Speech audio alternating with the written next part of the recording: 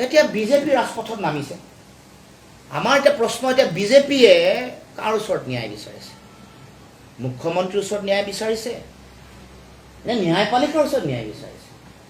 ভাৰতবৰ্ষৰ যিখন ন্যায় সংহিতাৰ মতে আইনে নিজে নিজৰ বাট ল'ব।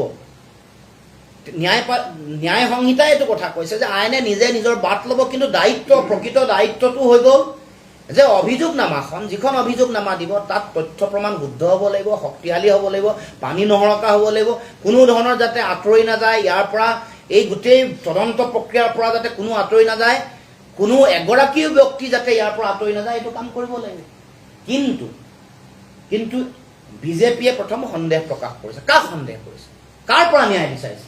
এতিয়া যদিহে বিজেপিয়ে ৰাজপথত নামিছে, ন্যায় বিচাৰিছে, তেতিয়াহ'লে তেওঁলোকে অসমৰ গৃহ বিভাগৰ ওপৰত তেওঁলোকৰ আস্থা নাই প্ৰথম।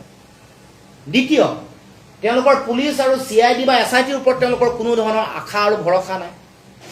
কাৰণ অভিযোগনামাখন দিয়াৰ ওপৰত ভিত্তি কৰি ন্যায় প্ৰক্ৰিয়াটো চলিব। ন্যায়পালিকাই গোটেই সেই অভিযোগনামাখনৰ ওপৰত ভিত্তি কৰিয়ে ন্যায় প্ৰদান কৰিব।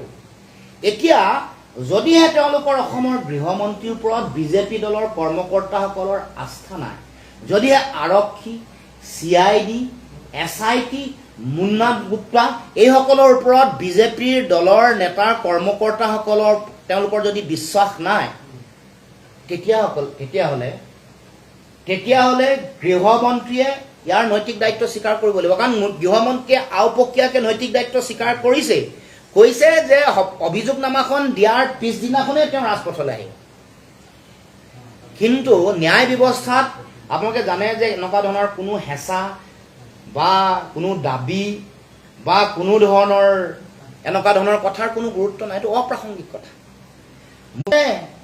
নে তেওঁৰ নিয়ন্ত্ৰণত কথাবোৰ হৈ আছে? আৰু শেহতীয়াকৈ তেওঁ যিটো কথা ক'লে যে তেওঁ অভিযোগনামা দিয়াৰ লগে লগেই তেওঁ ৰাজপথলৈ তেওঁ নামিব, তাৰ মানে অভিযোগনামাখনত কিবা ডাল মে কুছ কালা হে, এইটো আগতীয়াকৈ প্ৰি প্লেন স্ক্ৰিপ্টেড হ'ব, যাৰ কাৰণে তেওঁ নামিব। এতিয়া সেইকাৰণে প্ৰথমটো তেওঁৰ নিজৰ দলৰ কৰ্মকৰ্তাসকলে তেওঁক সন্দেহ কৰিছে, তেওঁৰ ওপৰত আস্থা ৰখা নাই, পুলিচ প্ৰশাসনক ৰখা নাই, তেওঁ নিজে নিজৰ ওপৰত ৰখা নাই। গতিকে নৈতিক দায়িত্ব স্বীকাৰ কৰি মুখ্যমন্ত্ৰীয়ে পদত্যাগ কৰিব লাগে, কাৰণ নিজে তেওঁ স্বীকাৰ কৰিছে।